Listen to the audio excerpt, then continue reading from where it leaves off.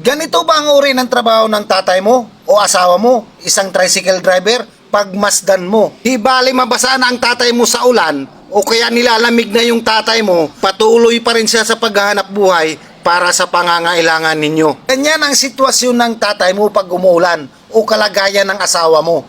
Pero ituloy pa rin ng tatay mo ang labanan sa buhay sa isang araw.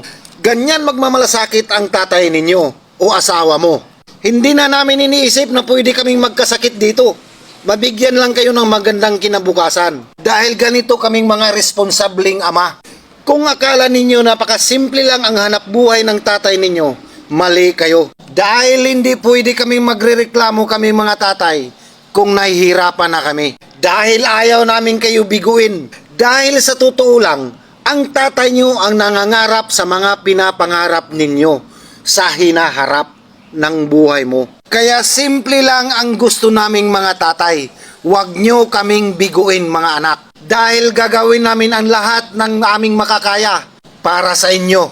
Kahit ganito ang uri ng hanap buhay ng tatay mo, isang tricycle driver, pero kahit kailan, hindi kayo pinabayaan. At sa mga asawa ng mga tricycle driver, huwag nyo rin pabayaan ang asawa ninyo.